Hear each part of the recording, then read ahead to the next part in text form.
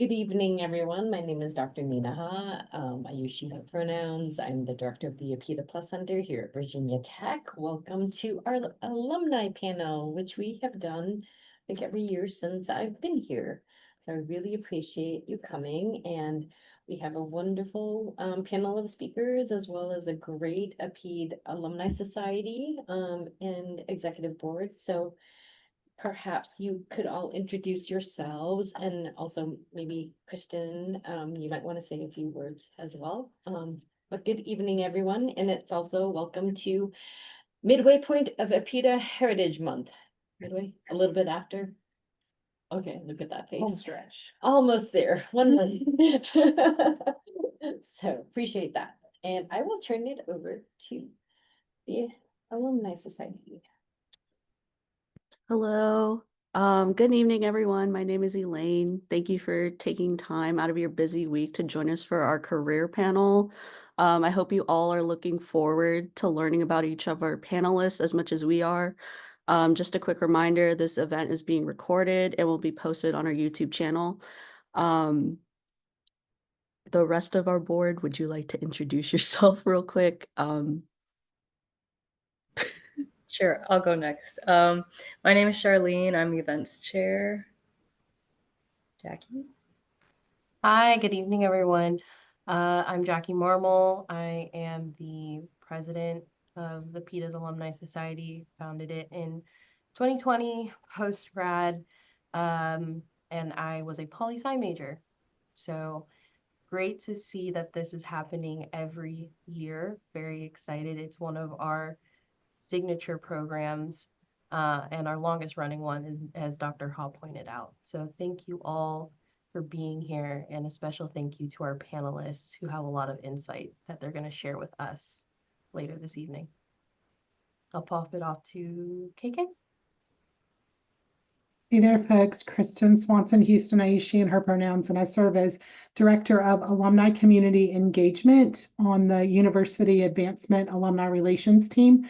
And I get the privilege and honor of working most closely with Virginia Tech's 5 inclusive alumni societies, to include APIDA. So I work alongside these lovely folks on a weekly basis to bring programs like this and awareness and advocacy for alums and the opportunity to stay engaged with Virginia Tech beyond graduation. Glad I'm here with you tonight. Also, real quick, we're missing one of our members, Melanie Doe. She's our vice president. Not sure if she's hopping on later or if there's another thing, but she's been with us from the very beginning as well. Thanks, EJ. Thank you. I realize I didn't say my position. I'm the membership chair of the APIDAs. And if you guys want to learn more about us, you can contact me. I'll drop my information in the chat eventually. And as Jackie said, we've been around here for like 5 years now.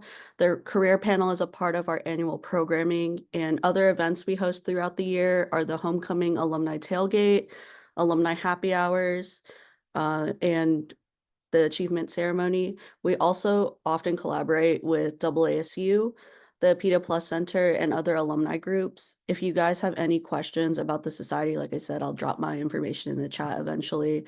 And please stick around until the end. We'll also share with you guys like how else to stay connected. So it looks like we're settled and ready to begin. Charlene, would you like to introduce our panelists? Sure. So first I'll introduce Dr. Hannah Chan. She is a biomedical engineer at ESI, an engineering and scientific consulting firm that provides expertise in a variety of areas, including litigation matters.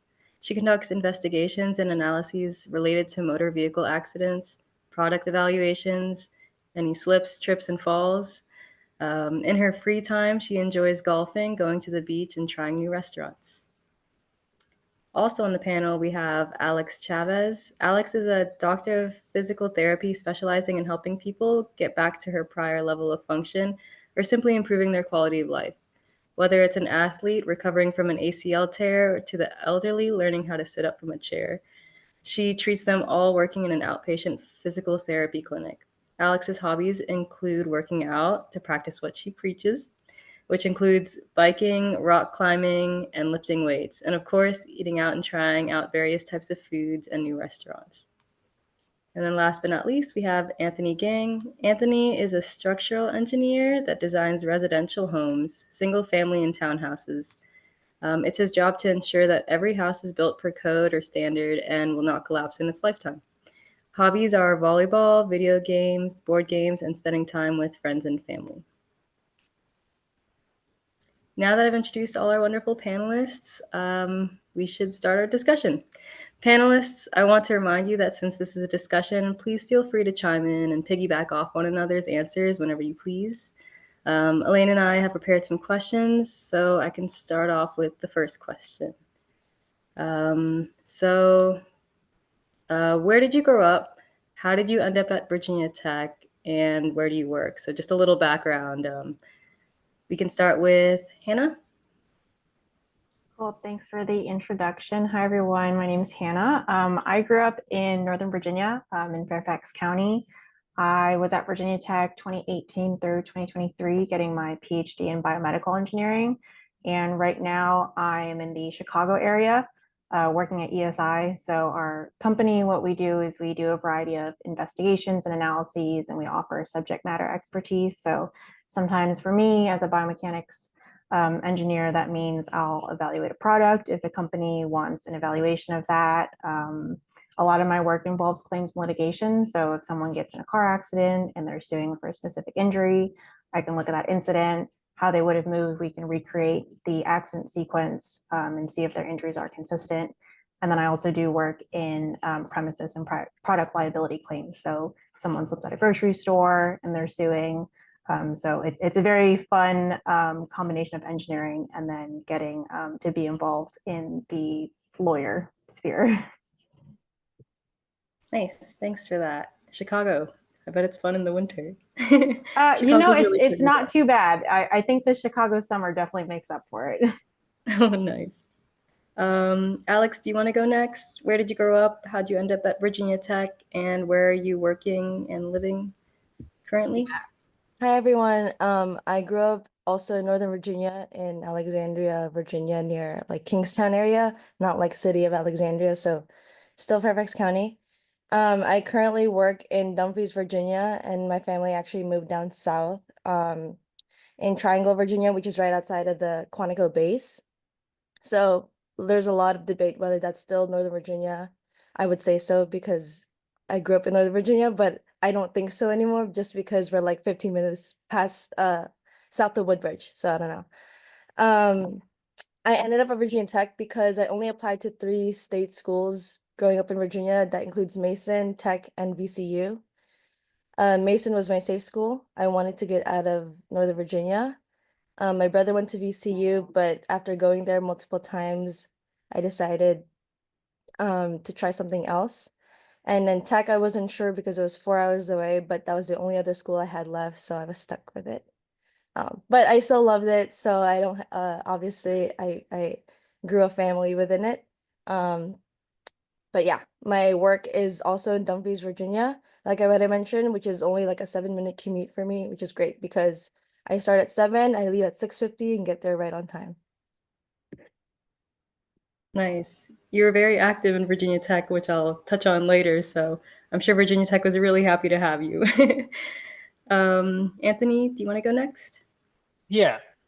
So I'm Anthony. I was born in Syracuse, New York, but I basically grew up my entire life in Northern Virginia, like everyone else. I grew up in Haymarket, Virginia, and just been there pretty much ever since like elementary school till college. How did I end up at VT? So it all like the main reason for going to VT is definitely college tours. When I was exploring the different colleges in Virginia, I'm not gonna lie, like UVA, terrible campus, VCU, terrible campus. But then when I went to Virginia Tech with my mom, like I remember distinctively, like I skipped school. My mom said, like, let's skip school, let's go visit Tech and check it out. And she and I drove, and when we got there and we stood there, we both looked at each other and we're like, yeah, this is it. This is the college you got to go to. And I was like, yeah, this is where I want to be. The campus was beautiful. It's just like how it was organized, the lifestyle that I was already seeing, like it just fit. perfectly. So yeah, also on top of it had a great engineering program. So just so many good things aligning up. So that's why I ended up at Virginia Tech. That's Currently where I'm working at a company called Apex Technology. I'm actually currently in the office right now. It's located in Frederick, Maryland, and that's where I currently live right now. And the main reason I live here right now is to be closer to work because I am required to come to the office every day. But most of the weekends I do go down to Nova and like stay with my parents and hang out with friends there. Yeah.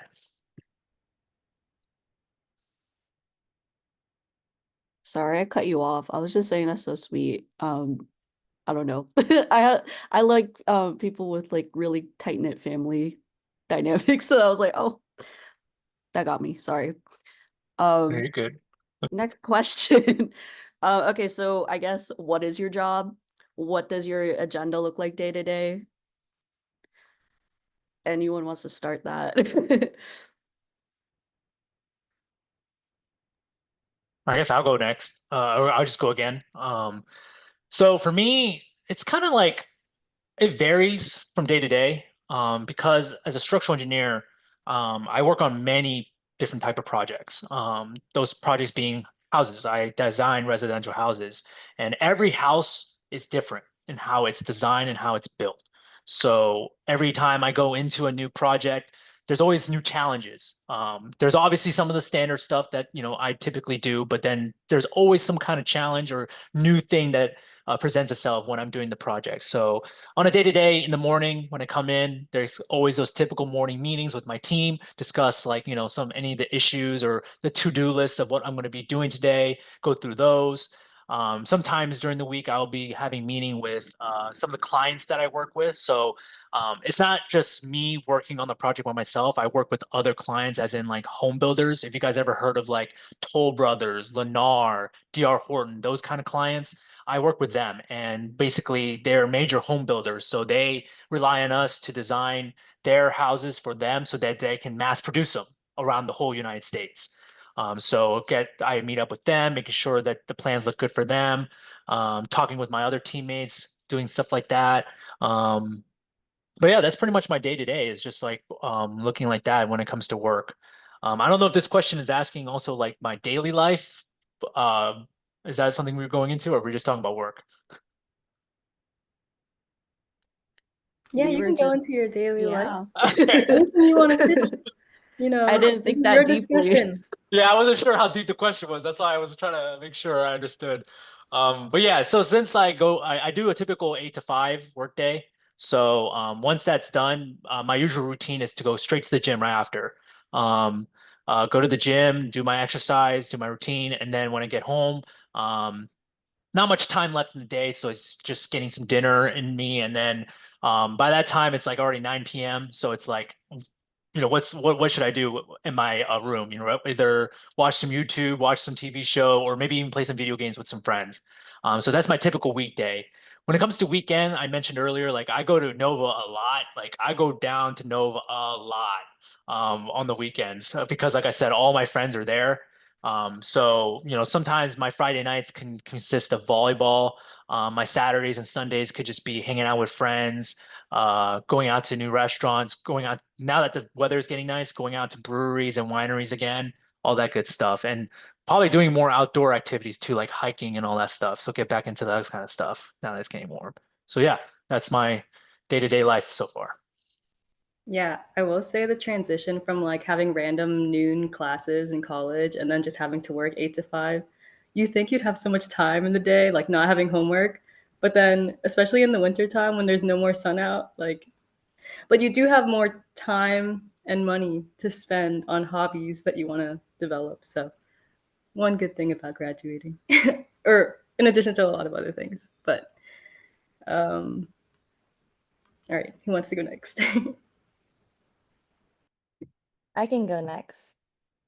So, I'm a physical therapist, like what Charlene said. So, typical workday, I would say I see maybe 10 more or less patients. Recently I was traveling, so the week before that was a little bit busier just because I think some people were taking a break as well, because sometimes patients can prefer to see only me and they don't want to be seen by other therapists. So I would say 10 more or less is a good number because sometimes when I'm really busy, I can see up to 13, 14, and that's when I'm like pretty tired after. But then when I see like 8 patients, it's pretty easygoing. I can see each patient longer because there's more time with them. Um, so yeah, I'm in an outpatient physical therapy clinic, which means I see a variety of patients. So it's mainly ortho based, which is your typical ankle sprains, knee injuries, shoulder, whatever it may be. But because we're also outpatient, we see more I would say complex cases as well. So like anyone with a stroke. So I recently had one with a traumatic brain injury that he sustained like 8 years ago, which is quite tough because that's a more neurological case. And so I love it because in a world where I see more ortho, I like kind of getting challenged by that random stroke or that random traumatic brain injury where I have to turn my brain off from ortho and your typical like, okay, this is not a knee anymore. This is like brain functioning, right? Um, so that's my typical day to day. My hours are either 7 to 4 or 9 to 6 because as PTs, we have to cater to what the patient's schedule is because we see them like twice a week. So we have to open up either before they go to school or go to work or open later because they'll come in after work. So I have 9 hour days because we have a 1 hour lunch. It's nice to have that 1 hour lunch, but it also sucks to work 9 hour days just because I get so tired throughout the day. And I can't have a consistent sleep schedule because if I end at 6, I have to start at 7 the next day. And so that's a little bit of a trade-off. Um, Personal life wise, like what Anthony said and what Charlene said, it's kind of hard to have a lot of time at the end of the day. So I try to get my workout in actually at work. The good part about being a physical therapist is that you work at a gym. So in between patients or when I have a patient cancellation, I'll literally get my workout in. If I'm like falling asleep tired, do a quick couple sets of some random workout, and so by the end of the day, I'm done. Um, so obviously I have those busy days where I'll still go to the gym after, but as much as possible, I'll try to kill two birds in one stone because when I come home at 6, I have to eat dinner and then wake up the next day at 6 to go to my 7 o'clock workday. When am I gonna have phone time, right? So the transition, like what Charlene was saying, I've been a student after 7 years because the school that it takes for PT school is 4 years of bachelor's and then 3 years of my doctorate. I was a student for 7 years, and to transition to the working life was pretty difficult for me because now I have to schedule like my dates with friends way far ahead, and it's quite hard. So like what Anthony mentioned, I try to do stuff during the weekends with friends, but sometimes I just want to stay in because we really cherish those 2-day weekends because the work week goes by so quickly and the weekends go by even quicker. That was Alex, the I realest definitely, answer ever. Sorry, I said that was the realest answer ever. I was just gonna say, Alex, I commend that you see so many patients all in one day. I'm very introverted, so I don't think I could could handle talking to that many strangers. I can go ahead and answer. So my day is pretty different. I don't think I have a day that's ever the same. So sometimes I'm offsite and traveling for an inspection all over the country. So sometimes that's looking at a vehicle that's been wrecked. Sometimes it's being at a facility and looking at the environment where the incident happened. I've gotten to do some pretty cool things with elevator testing, roller coaster testing, a bunch of different things. So I'm kind of all over the country sometimes. The last couple of weeks, I was at a research conference in Utah. I was at a business development event meeting with clients in Minnesota last week. Later this week, I'm going to Vegas for a criminal defense conference. When I'm not kind of offsite and doing that stuff, I've, of course, got internal meetings with other engineers.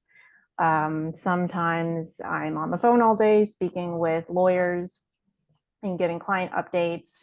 Sometimes I'm kind of just heads down doing research, writing reports. And then other times, since my work is related to litigation, if I get called in to give expert testimony, I'm in a deposition or I'm testifying in a courtroom. So kind of a broad range of things. I'd say when I'm not working, I'm probably catching up on sleep from whatever time zone that I'm in. And then on the weekends, I'm kind of in the phase right now where all of my friends are like getting engaged, getting married, having babies. So I'm just trying to piece all of that into my calendar and flying to them as well. So I spend a lot of time at O'Hare, in and out of the airport. Nice. Sounds like you have a very fun and busy day. The one weird thing about my job is that kind of like lawyers, I have to bill my time, which is like a very weird thing that I had to get used to since we've all kind of been talking about adjusting after school to work. So I really have to keep track of like if I've worked on a report for 2 hours and kind of track all of that because that's directly related to our compensation. It's a very weird metric. And how many hours would you say you work in a week? Is it like kind of like a set kind of 40 hours a week, or do you think it's more fluctuating? Yeah, it definitely fluctuates depending on, if it's a week I'm giving testimony or if I'm traveling, because I do get to bill for that travel time sometimes, or if I'm on an inspection. I'd say probably in a good week, I bill somewhere between 20 to 30 hours a week. I'm still relatively new to the company, almost 2 years in. So that's usually 40, 50 hours of actual work because take out all the times you're like in the bathroom, having an internal meeting, a one-on-one, any of that stuff. Okay, nice. Okay, on to the next question. We'll start with Alex. What was your experience like at Virginia Tech, and did it influence your postgraduate self? Yeah, so like what I mentioned, when I was trying to choose school, I was kind of just stuck with tech. I didn't have an experience kind of like how Anthony did where I was like, "Oh my gosh, I love tech." Because it was so different from me, like the environment was so different. Um a lot of us know being in the APIDA community that um tech is a predominantly white institute, and to be someone of color and Asian, it was like, how do I fit in? Or like I just felt so out of place in a way. So I found the Asian American Student Union, obviously, and then under the umbrella orgs of FASA and CAS, VSA, and all that. So being Filipino, I joined the Filipino club, and I was very involved in that since I was a freshman. Held officer positions up until I was a senior. So I think being surrounded by the Asian community really made me feel at home, and it was a lot easier to transition coming from Northern Virginia, which is a diverse area, um, into Blacksburg, which is not so much a diverse area. So I felt at home being part of the community. I met Elaine and Charlene there. So it was a nice, like, it was just I think I grew socially a lot. I was a very like shy person in high school, and to hold officer positions in for a huge org was a lot, but it was fun and I couldn't see myself not doing it for sure. Um, and I would say definitely influenced my postgraduate self because right now, going back to work in Northern Virginia, I see a lot of patients with diverse backgrounds. So I can adapt to however their background is. So for example, I see a lot of patients who are Muslim, specifically women, and they are pretty much, a lot of them, part of their culture or religion would prefer a female provider, which helps me out because at least I'm already a female provider, but our PT aide, which is someone that helps us around, is a male. And so that kind of makes it hard when I'm seeing 10 patients, and if they prefer a female provider only, that means I can't hand them off to my helper, essentially. And so that kind of changes our routine a little bit, because now I'm asking my PTA to kind of help out my next couple patients while I solely finish my patient that only wants that one-on-one female provider. And so I think having that background of being open-minded and open to all these cultures and religious backgrounds really helped me out in the future, because now it doesn't shock me per se, right? So yeah. Yeah, you were one of the first faces I met at Virginia Tech since I transferred in, and then I like joined the Filipino club, and you were the president there, introducing yourself and everything. So I would not have taken you as an introvert. You're very welcoming. Anthony, do you want to go next? Yeah, sure. Yeah, I would say my experience at Virginia Tech was memorable. That's like the one word I can definitely describe it as. And it was good memorable, overall. And kind of like what Alex said, it's like I also found my community through the Asian work. For me, it was CASA, the Korean American Student Association. And same thing as Alex, like I was there since I was a freshman, joined the board as a sophomore, stayed on the board until I became a senior and became the president. And then I became the president again and during my graduate. So I was a back-to-back president. So it was just like overall my experience at Tech was through that Asian org in terms of my like my lifestyle, like my you could call it work-life balance, right? The work was school, the life was with the Asian org and connecting with people and like stuff like that. So overall, like it was very memorable, as I can say, and I don't like regret doing all the things I did at Tech through my college career. In terms of influencing my postgraduate self, I think like kind of like actually another similarity to Alex here. It's like for me in my career right now, I would say like most of the engineers or even the like in the broader sense of like home building, like just like all that technical stuff, like architects as well. Like it's predominantly non-Asian. Like in my office, or even if I give it some thought right now, in my company, I feel like I'm one of the few Asians. It's like I make up only like 2% out of my entire company, as an Asian representative. But that doesn't deter me in any way. I still am hardworking. I still communicate. I am very outgoing in my way, and I think that's something that helped me at Virginia Tech is to show my true self and be outgoing. All that good stuff, and being able to communicate well with my coworkers, with the clients, and connect with them in that matter. So I think overall, like again, my experience at Tech has really helped me become who I am today in my postgraduate. Nice. Want to hand it off to Hannah? Yeah, so my role is kind of unique in that all of us in the firm as consultants, we kind of run our own business. It's pretty entrepreneurial. We can use the resources of the company, but we're out there getting our own clients and our own project work. So it's really different than I think a typical corporate job where, you have your team and then your manager gives you whatever product or project that you're working on.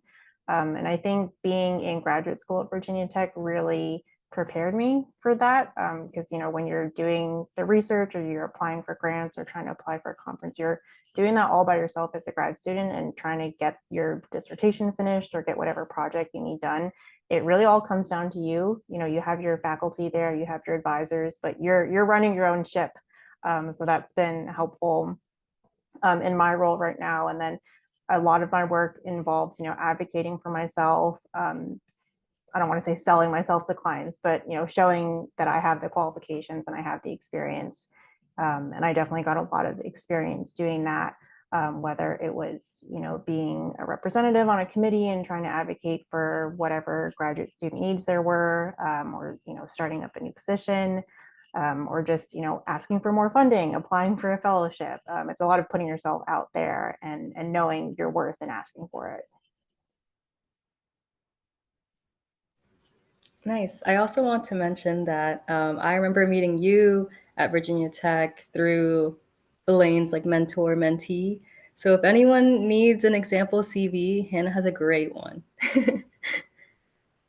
Okay, on to the next question. What was your first job after college? How did you connect, and do you still network? Hannah, do you want to start off with this one? Sure. So after undergrad, I went straight to grad school. I went to college in Cleveland, and then I came back to Virginia for my PhD. I was looking for a pretty competitive biomechanics, biomedical engineering program. The research program at Virginia Tech was great. And then this is my first role after grad school. I found it through, I think I connected on LinkedIn with our director, our practice group director, because we had gone to the same graduate program. And that's something I'll emphasize is that, throughout any job search that you're doing, I'd say, at least in my experience, if you're just putting your resume into the portal and sending it off into the abyss, like it's not going to go anywhere. No one's ever going to see it. You've got to network. You've got to find people in your network, find those connections, and if you can make that one-on-one connection, have that conversation, it's going to get you way farther. I feel like even just when I get projects or if I get a case from somebody else, it's always like, oh, I met this person on an inspection, or I know this person and they referred you. Networking and knowing the right people definitely gets you very far after college. I see Nina nodding her head. Love that. Okay. I'll call on Anthony to answer next. All right. Yeah, so for me, my current job right now is my first job after college. How did I get this job? It's actually through a career fair at Virginia Tech. My department, civil engineering, is very fortunate to have its own career fair dedicated to civil engineering. So I took advantage of that as much as I can. I would think I'm pretty confident I went every semester to the career fair to, force myself to be there, present myself with the resume in a nice suit and tie and network, basically. I remember with this company, Apex Technology, I remember it was 2020, fall semester. That's before COVID hit. I was searching for a job. I was like, because I didn't think I was going to do my graduate degree. I thought I was going to graduate with my bachelor's in 2020 and find a full-time job and go from there.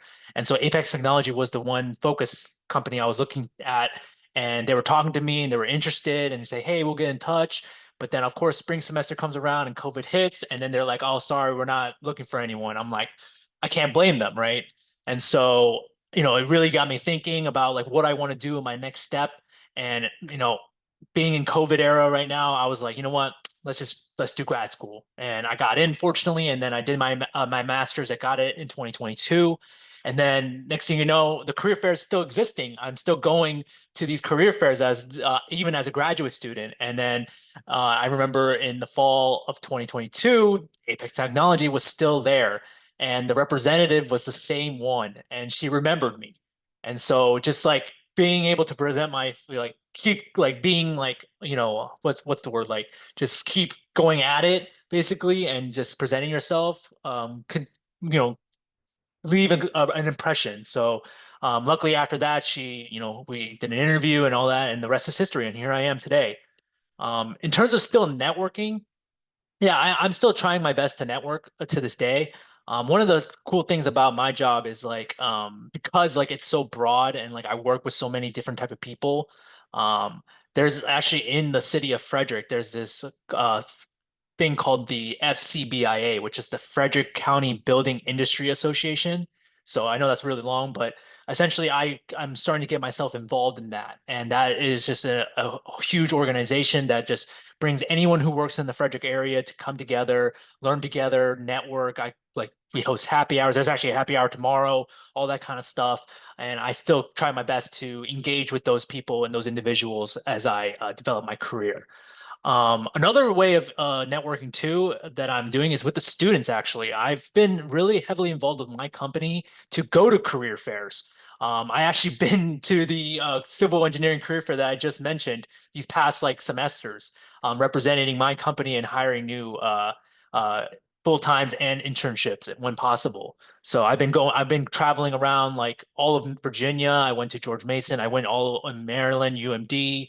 I went to even North Carolina, all that good stuff. So That's another way of networking, is just presenting myself to the students and providing them opportunities if, of course, they're interested in structural engineering. So that's it for me.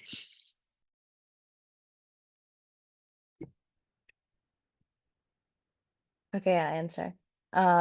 So I think being in the healthcare field, it's a little different because we're so short-staffed. So it's a lot less of the networking and more like, can you start tomorrow? I think. So I graduated with Anthony in 2020 to get my bachelor's. I went straight to PT school right after. So I graduated 2023. I've been practicing as a PT for coming up on 2 years later this year. So I still have my job, my first job essentially out of PT school. And during any like healthcare, such PT, med school, all that, we go through clinical internships, right? That's when we're working 40 hours for free. It sucks working for that 40 hours for free because you're essentially putting in your hours, right? But not getting paid. And so that was such a huge like turn off. But then it's like, oh, we have to do this in order to pass our boards and graduate and all that stuff. And so the company I work for is Centera, which is, if you don't know, it's Innova is a big company in Northern Virginia, and Centera is probably another competitor that's mainly common in down south, like 757 region. They're slowly like moving up north. So that's why I think Woodbridge is our northernmost clinic. I had a clinical internship back down in Virginia Beach on my last rotation as a student. And so that got me basically with the company because I loved my internship experience then. So my CI or preceptor at the time was like, why don't you look at if there's openings up in Northern Virginia? And luckily, because we're a growing company up north, they were still looking for a lot of hiring. So I just submitted my application. And then I got an email back fairly quickly saying that they were looking for someone. So it's was pretty like easy for me to get it. And I think that having the internship with Centera already was even better for them because at least they didn't have to onboard me as long to figure out what our electronic medical system, how our electronical medical record system work, which is basically how we do our documentation. So um it was a lot of a lot less on the networking because I think even now if I were to apply to other companies, I don't want to just say that it'll be easy, but because PTs, nurses, everyone else is short staffed, they're kind of looking for um any medical workers frequently.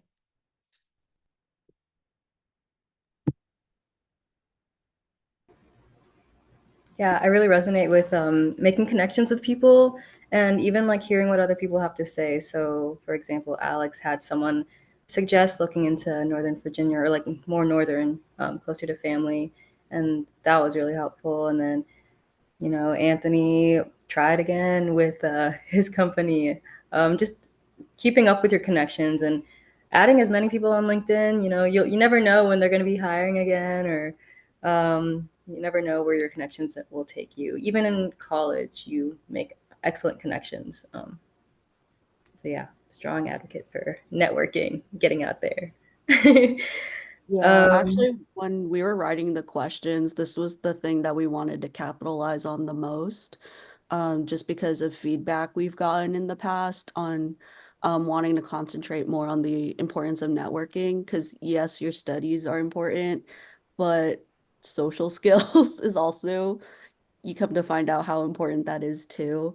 I love that Anthony brought up career fairs because recently I was on the other side of it where I also had to be there for my company. And it was really weird because I didn't think I would have any hand in the hiring process at all. I thought I was just there to tell them about my job and that was it. But after the career fair, they're like, Elaine, who do you remember the most? And I'm like, this is how you do it? Like, this is how you like pick people? But yeah, no, they actually asked me, and that's kind of how I came across a lot of my coworkers that have recently came in for this past semester. So it is crazy how important it is. Yeah, sorry to create my own answer for for this question, but it was something that we weren't just asking you guys in passing. It a lot of thought went into that question. And I guess now to like transition to this next one, we also wanted to focus on like, okay, now you got the job. So you're about to sign whatever contract, you're about to hear what salary you're going to receive. Like, how did you know your worth? How did you know your value when that time came to accept a position?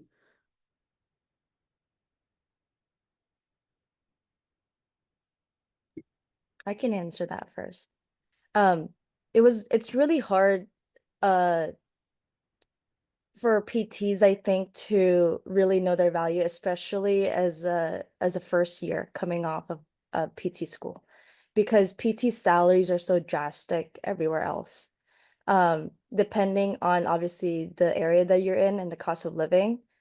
And a lot of PTs can agree that there's not much advocacy for our own profession as well, because to get our doctorates, some people are still getting paid in the 60s and the 70s range, right? To be transparent. And when you spend 100 grand, 150 grand on grad school to get your doctorate, but to only get paid 60, our debt to income ratio absolutely sucks, right? So it's like, how can we afford to have a good lifestyle that we know that we deserve, yet pay off all our debt, all of that stuff? And so I think salary transparency was really helpful within my own classmates and everyone else. Like what I mentioned, kind of going back to like a networking question, my clinical instructor, my preceptor from my last clinical rotation as a student was very honest with his salary at the time. And so for me, I knew in a way what to look for, especially depending on the region that I was in. So I living in Northern Virginia, I knew that I can fight for a higher salary always because of higher cost of living. And then when I compare that with my classmates who live elsewhere, I went to PT school in Philly, which is a little bit higher, but also less than Northern Virginia. I knew kind of what to ask for, but I also didn't. So it was a very much like learning experience for me, because when I talked to the company, um, I actually gave them a number that I now know that you're not supposed to give them a number, because I don't work for corporate, so I didn't know how to go about like actually like having to discuss salaries. I just knew that I needed a bigger number because it's expensive to live here. So when the company offered me something higher than what I expected, I was like, "Oh, this is a good offer," because I thought that they would take advantage of me being a new grad. So I accepted it right away. I come to find out that the same amount of experience, like my friend who was working more in 757 region, which is a lower cost of living, was making similar to me. I was like, wait, that's not right. I mean, I'm happy for you, but like I should be getting paid more because I live more north and it's more expensive. So I asked my boss, who's been helpful actually, and I told him, I was like, hey, can I go to HR and kind of fight this and just be like, hey, I noticed a difference in equity of pay amongst PTs with the same amount of experience. And so he was like, yeah, it doesn't hurt, because worst case scenario, I'm still stuck with just the salary that I have now. So I fought it, and they didn't get back to me until like a month later. And then they gave me like an answer saying like, oh, in order for us to do a compensation review, you got to do this and send us the resume of your colleague. And I was like, what? Why do I have to send anyone's resume? Um, and my boss was like, don't worry about it. I kind of had a feeling that was going to happen. That's why we're kind of stuck. But if you sent them that concern, it triggers something within the system. Because although I work for a nonprofit company, like Centera is still a corporate company, so it will trigger something within the system. I never understood, but I was just kind of following orders. Um, and then a month later, they get back to me saying, oh, we did a compensation review and we noticed that we're actually underpaying you. So here's your new rate, which is great. And so I had another CI told me in the past to always fight for what you deserve. And that for me stuck with me. And that's kind of back to networking, like really remembering those who you came across with. Because if she hadn't told me that, like I wouldn't have gotten the salary that I have now, which is pretty good for a PT starting out 1 to 2 years in, for sure. So to answer your question, I really didn't know my value until I fought for it, slash I was transparent with all of my colleagues to know what kind of numbers that we were dealing with. And also it's really important to just do your research to see what they do or what people in your position are getting paid, just because you want to be able to fight for what you deserve, and especially like everything is getting more expensive now. And so you want to be able to just live, right?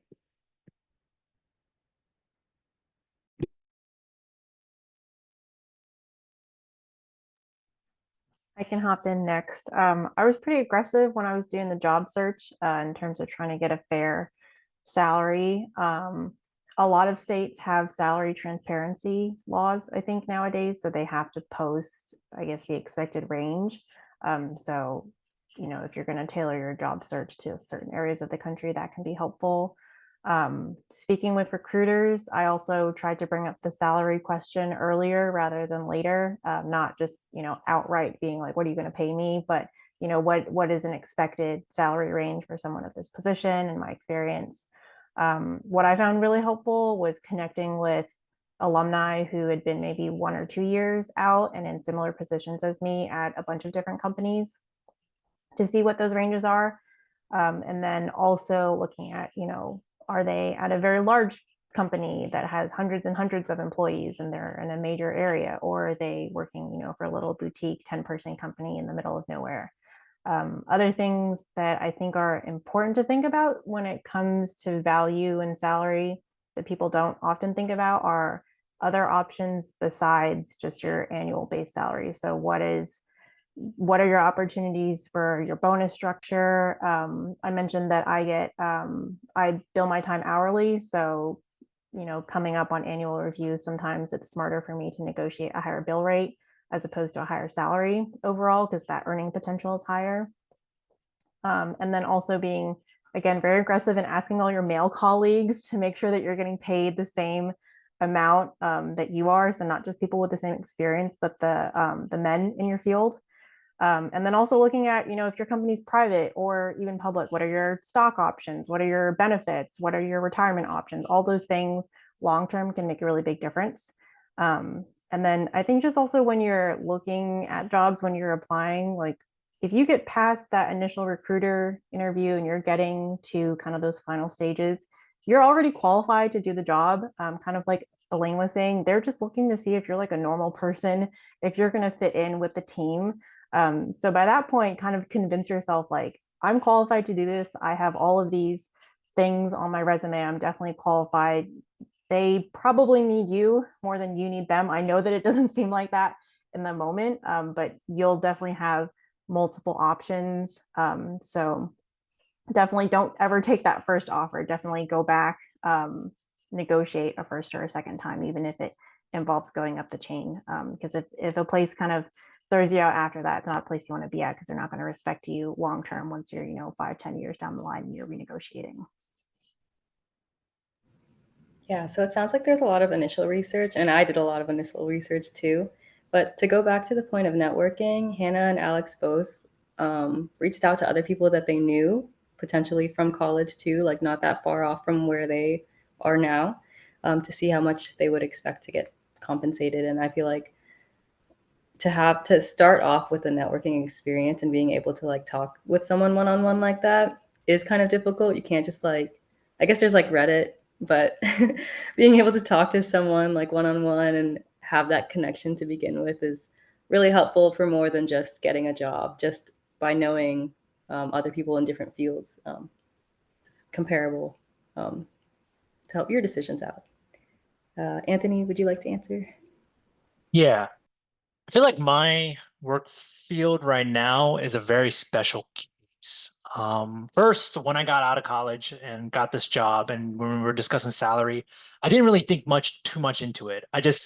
Because I got the job and I was like happy, I was just like, yo, give me the job, let me start working, give me the salary. And I was pretty happy with what I had.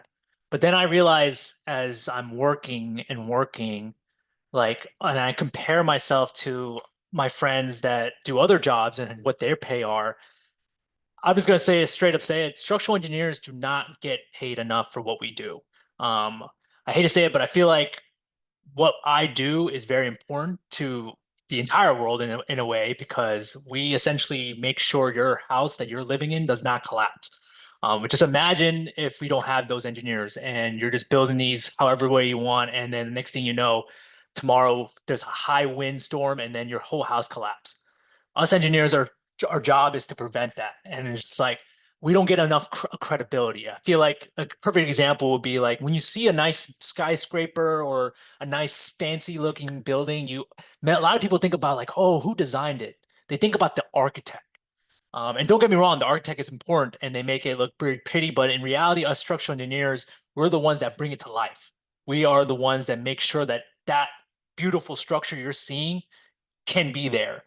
And so it's just something that came to realization is that like I can't change that. It's just how society has ended up, and us structural engineers will never get paid enough for what we do. There's actually like that's actually like an ongoing debate recently because of this low pay that we get, we're losing structural engineers. To be frankly honest, like these past career fairs that I've been attending to recruit new hires, it's been rough. There's not many students that are interested in the civil engineering field and want to like design homes, design any kind of building. So in the end, it's tough. But I've come to accept it, and that's like something I know that of my value, right? It's like because now I accepted this realization and taking this value into consideration, it's like now it's more like focusing on like, is this something I love to do? Right? It's just it is. And luckily, structural engineering, I'm doing exactly what I want to do, exactly what I studied for college and why I'm here today is I'm doing something I love. And I'm lucky and fortunate enough to have a great coworker, a great company overall that supports that. And so, in the end, it's like I think it's just like seeing the results, right? I'm building a house for people and they're living in it and it's not collapsing and they're enjoying their house, all that stuff. And that's kind of like the results of that is what's helping me realizing my value rather than my pay, if that makes sense. So that's why it's a little special case for us. But yeah, that's how it is as a structural engineer, unfortunately. But I enjoy it and I love it. And so that's all good for me. Yeah, and I know the market is pretty difficult right now, or at least I'm hearing for like grads right now. It's kind of difficult getting a job. So, you could still market yourself, but being able to ask other people how much they make and making connections, I think would help um, drastically in this market. And you have 3 new connections here to reach out to if you want any advice on anything. So we're going to go into our last question since we're wrapping up soon. If there is only one thing that you hope people should take from this recording or this discussion, what would it be? Hannah, would you like to go? This is a tough question. I know we've been talking about networking a lot and making connections. I'd say probably being open to meeting new people and new experiences. I think oftentimes, especially as engineers, we're like, okay, this is our major. I'm just going to focus on this and this is my research. But there's a lot of value in, meeting people outside of your engineering major and meeting people outside of engineering and developing the people and the social skills that you can pick up from, for example, I worked a lot with Nina in grad school, and I think having her background in a non-STEM area helped me a lot in terms of developing my communication skills in grad school. So I think just in addition to talking to the people that you come across normally and networking and connecting, is being open to new experiences and new opportunities, because you never know what's gonna come around the door. I mean, if you had asked me like 2 years before I started grad school if I was gonna do my PhD, I probably would have like just not believed you at all. I did not think I was gonna end up in Chicago doing what I do now, and I definitely didn't think I was gonna be in a courtroom testifying on anything. But it all came from, just being open and talking with people and learning about their experiences. And then going off of that, just because someone has a really positive experience with one thing, I think the more important thing to take away from that is why it's positive for them. So, maybe they really like a company for a specific reason, and then, finding if that reason also fits with what you want. A lot of, going and finding your job, kind of like what Anthony was saying, is you got to find something that either you love or you're at least okay with doing day in and day out, because it makes a big part of your life, and it can really affect the trajectory of, where you end up, your next job. So it's a lot of soul searching and talking with people and trying to figure out you as a person, which is daunting, but that's why I encourage you to talk to as many people as possible.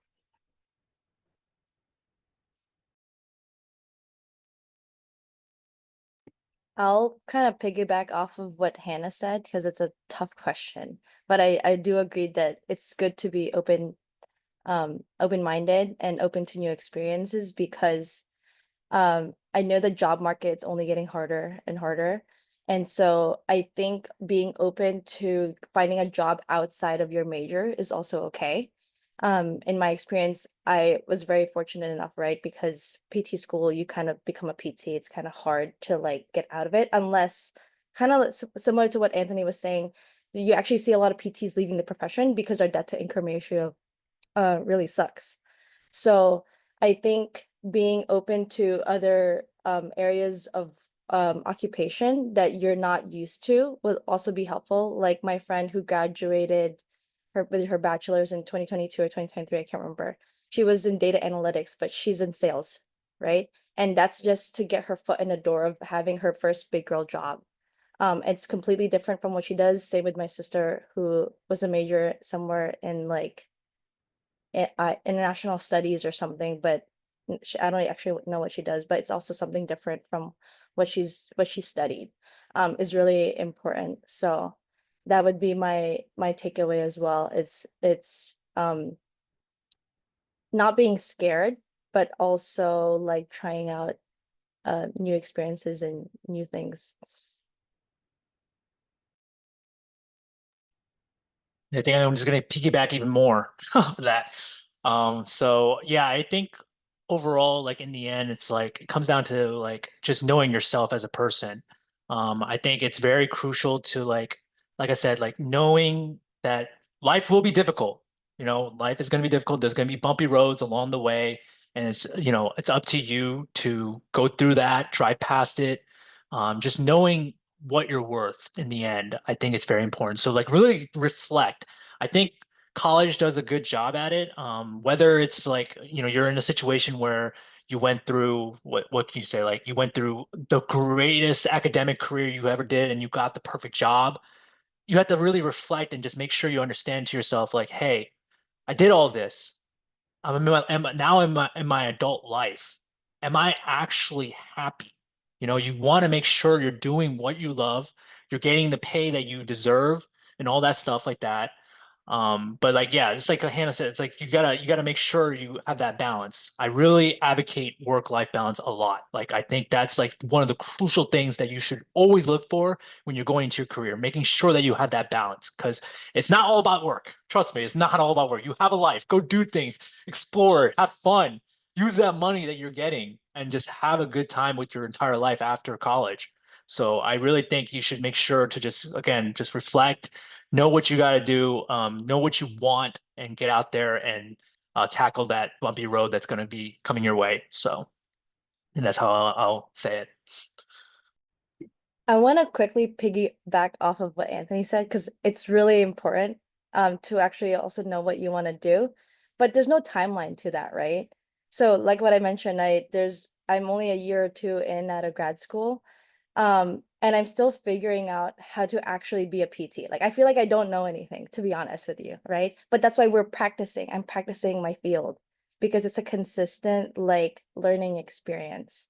So I also want to advocate for work-life balance because it's so important. But again, your transition is going to be different from ours. I think all of us in here are pretty fortunate enough to really like our jobs. But if you talk to all of my other engineering friends who have graduated from tech, they all kind of hate their jobs, not gonna lie, because it's just the corporate world, okay? And so don't be afraid of having to transition within your working field or your personal self in a longer period of time versus having to like figure out what you want to do like post grad right away. I'm gonna add one more quick thing. I know that we're wrapping up. Kind of related to salary and all that. When you get your first big girl job and all of that, please talk to somebody about like how to set up your 401k, like opening a brokerage account, doing a backdoor Roth IRA.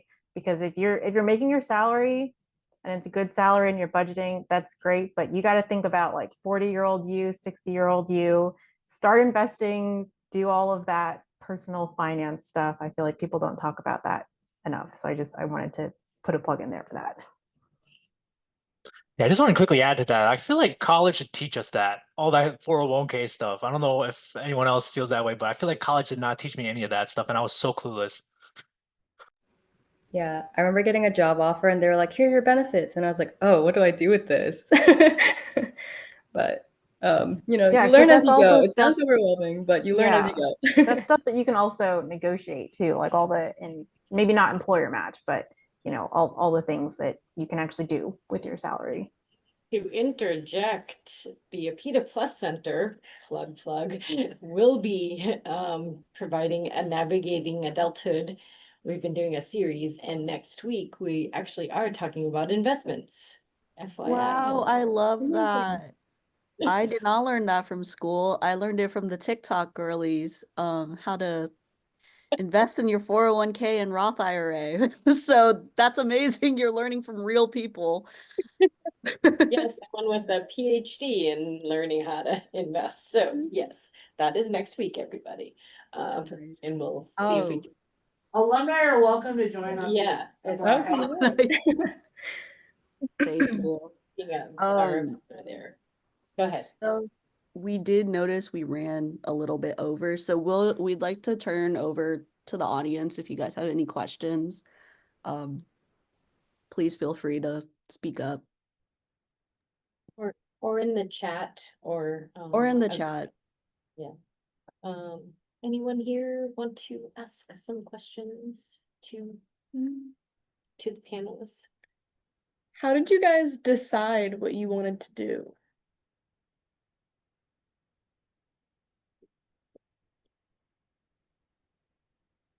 I can Is it answer fast? first. Seems like Anthony and Alex are still thinking. So when I went to college, I knew I wanted to do engineering. I was good at math. I was good at science. I wanted to solve problems. I thought I was going to cure cancer, so I went into biomedical engineering. Realized I had to take OChem, so I ran out of there, switched to a different track. So I was in the biomechanics track, and it kind of worked out. I had like a random research experience in orthopedic biomechanics.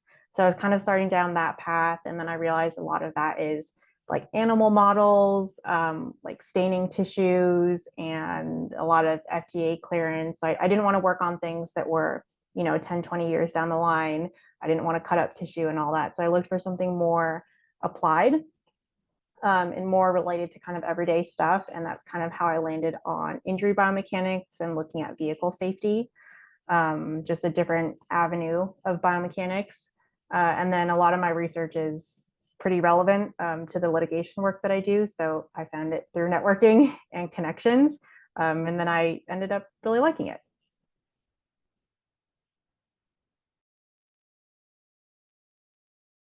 I can go next. The simple answer for me was Legos. I'm just kidding. No.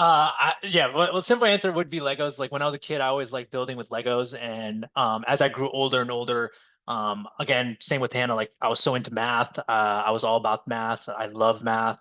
And I just wanted to like use mathematics in a applied fashion. And one of them was construction building. And when I came in as a freshman, I was like debating on the path of whether to go construction management or into structural engineering. And so as I explored the classes and like understood what the responsibilities were, I realized construction management was more of like foreseeing the labor being done rather than actually doing math.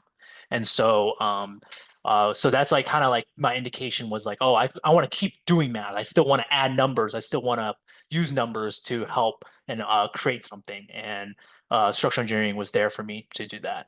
So that's for me.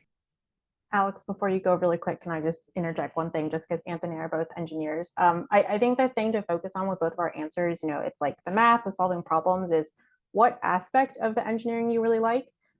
So I liked the part of communicating the science, communicating that to a regular person, solving a problem and putting the puzzle pieces together. But that's very different than Anthony's building the building and starting it from the ground up. So another thing, like as you're doing all your soul searching and all of that, is like, yes, if you're an engineer, you like solving problems, but what aspect of that is, speaks to you, I guess.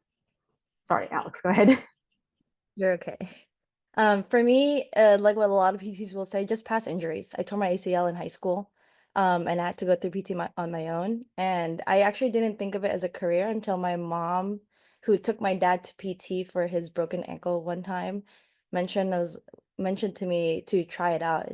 She was like, Alex, the people there like help you work out and get back to doing what you like to do. And I think it's gonna be right up your alley because this was a like junior, senior year of high school when I was applying to colleges and having to declare a major.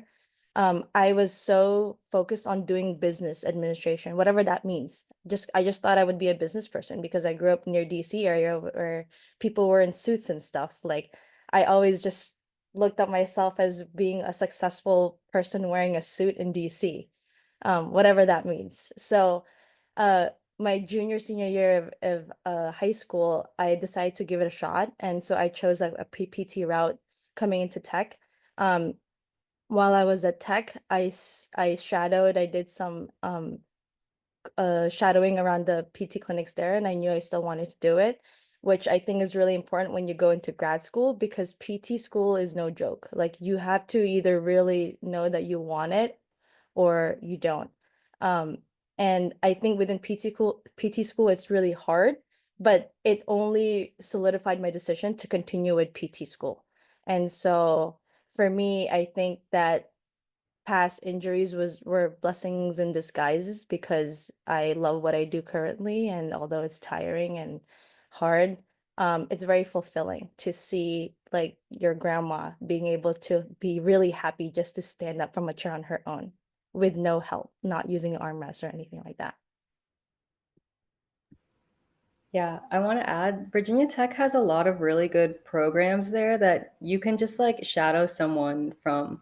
Like, I went to community college because I had no idea what I wanted to do. But if I just started at Virginia Tech and like toyed around with like the different classes and the different research programs and stuff, I feel like I would have known a lot faster of what I wanted to do. So definitely take advantage of everything you can at Virginia Tech because it's an institution for learning. There's so much to learn. Oh, I saw earlier we were talking about civil engineering. There was a civil engineering student in the audience. Charlene's also a civil engineering major, in case like you guys needed to hear from her too. But So is yeah. Elaine. Oh yeah, yeah. Civil is big. Were there any other questions? Yeah.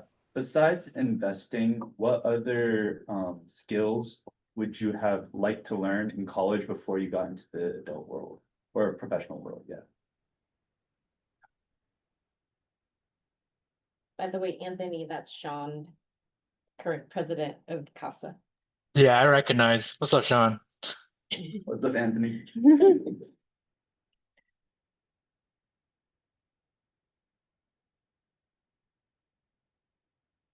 Or the other alums could take it. I don't want to give a stereotypical answer, but like buying a car, buying a house, kind of that like really big purchase stuff. Kind of along with investing. I feel like once you have your personal finance stuff figured out, it kind of opens up the door of like, do I want to travel? Do I really want to invest in hobbies? And then that kind of sets up your work-life balance and all that. I don't know. I can't think of other things. because I don't know, maybe I'm just in the phase of life right now where I'm like trying to figure out all the finances and all that stuff. Carlo over here. Hey, Alex, Carlo over here said boundaries, so that was another one, but go ahead, Alex. Oh, okay. Yeah, that's a great question, but that's a tough one to answer. I think it's gonna go along with what we were talking about, just benefits package wise, because learning not just about all of the Roth and the 401 and the 401k matches and all that stuff.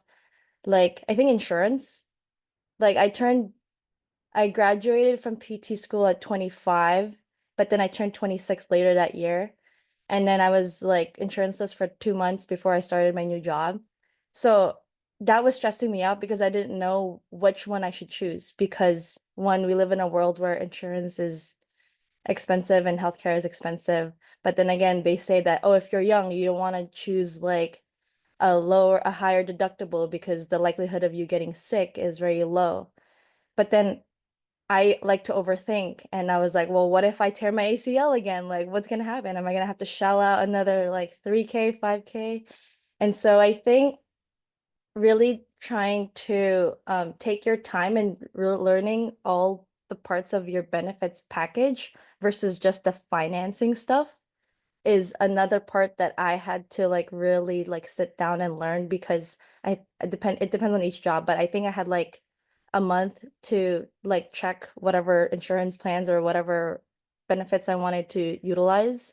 And that was definitely a stressful time because I was like, why can't I just be under my parents' insurance like my whole life? Because, I really appreciated like all the quick $10 copays that I was paying, and now it's like if I get sick, I'm like, well, I'm not gonna go to urgent care. I'm just gonna like try to deal with it myself because I don't want to pay.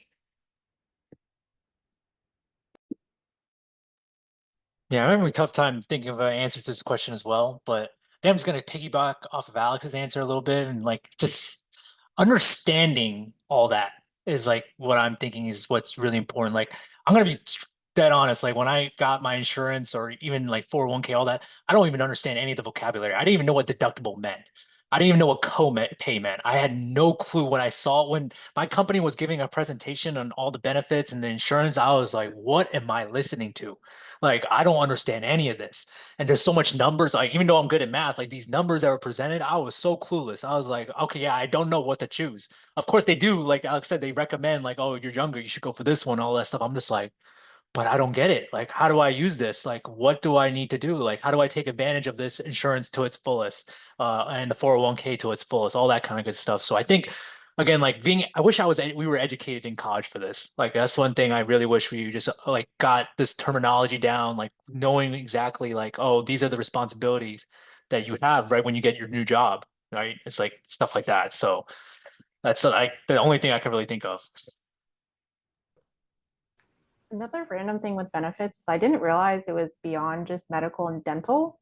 Of course it varies per company, but like there's companies out there that'll like sponsor like pet insurance or like depending on where you live, like earthquake insurance. And there's companies out there that'll like pay for you to freeze your eggs and stuff, just like really random things that you can take advantage of.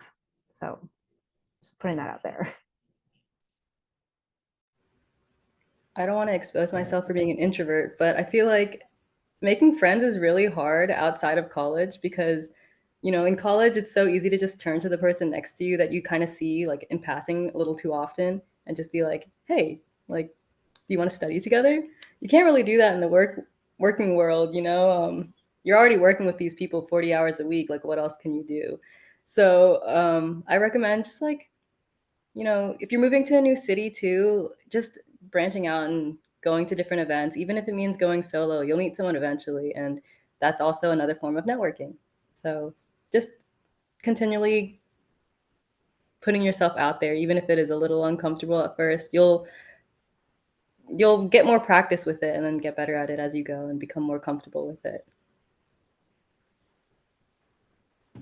Carlo, did you want to say something? Hi, I'm not on the panel, but I'm also an alum. For folks who might not know, I'm Carla Rivera. I use he, they pronouns. I'm the mental health specialist with Hokie Wellness. I mainly deal with employees here at Virginia Tech, but I did want to mention that a lot of the resources around financial wellness, and like preparing to go into the professional world, Hokie Wellness is also here to support. We do workshops on financial wellness, and then I also will say that kind of off to the side, a lot of us have public health backgrounds, so I actually have experience with some health policy and management. If you're looking at understanding deductibles and co-pays, insurance, Hokie Wellness is a great resource for folks who might be looking for that. Can alumni access Hokie Wellness? FYI for. Probably. I know most of the people on Zoom, I will say, so feel free to reach out to me if you're looking for anything. That's why alums connecting with the APIDA Plus Center, is always a good thing, even after you graduate. I hope you know that as well. I know Kristen's like wanting to jump in and say something about that. Kristen. Yeah, and I put a little plug in the chat too. I mean, it's always important to me and to the university that you all stay connected to the APIDA Plus Center, get involved with APIDAs. We've got dozens upon dozens upon dozens of alumni chapters across the nation, and those folks will welcome you all with open arms wherever you may be. Our alumni chapters host an event in August called Welcome to the City, and all of our alumni chapters host that event in their areas on the same night. And it's all about welcoming new alums that have just moved to the city, to that particular city, to the Virginia Tech Alumni Chapter. The one in the DC area last August was actually hosted in collaboration with APIDAs specifically, and our Young Alumni Committee up there in the area. So stay connected, keep your contact information with Virginia Tech updated so that we can communicate with you. That's really, really important. And you can do that very easily by sending an email to updates@vt.edu. It's updates with an S at the end at vt.edu to keep your contact information updated so we know where you are, so we can send you the appropriate information about events nearest your location. Thanks for the plug, Nina. I try. I know we're running late on time, so, and I know people in Zoom need to eat. We actually got food, so, if you're here, we had Heathwood. So just want to say, and you're always welcome back. Please know that too. Just know that we care. And it's so good to see a lot of you, especially since I haven't seen many of you for so long. Alex, we should catch up. All the things. So really, really appreciate it. Any last words from APIDA Alumni Society before we call it an end? Yes. That concludes our 5th career panel.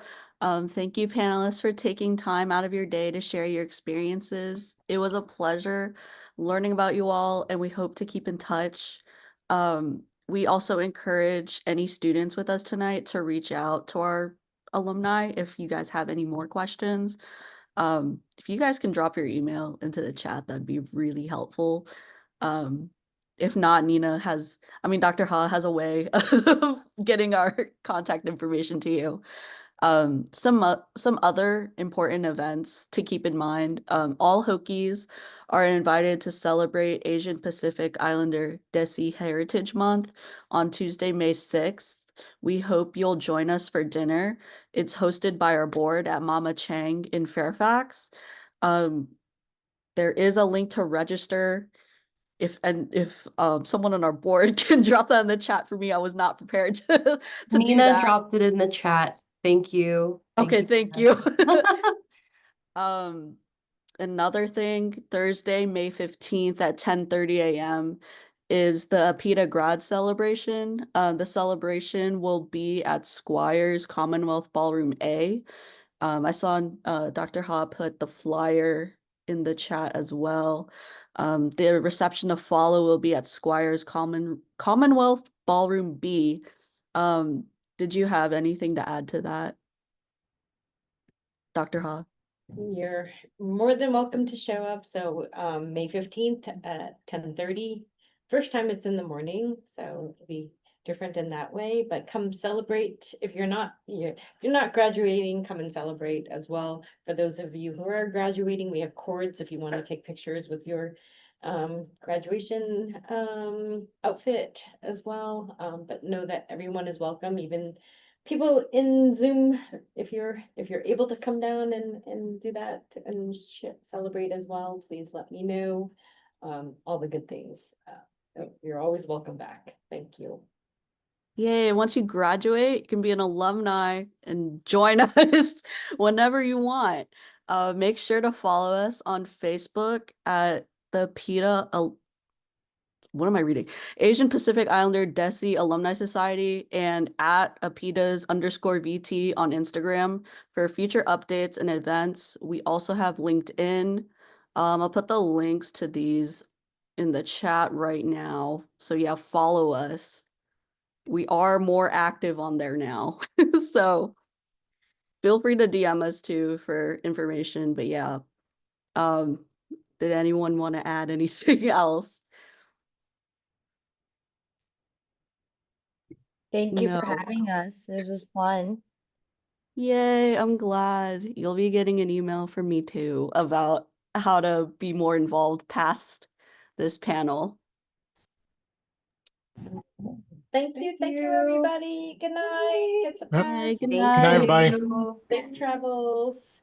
Bye.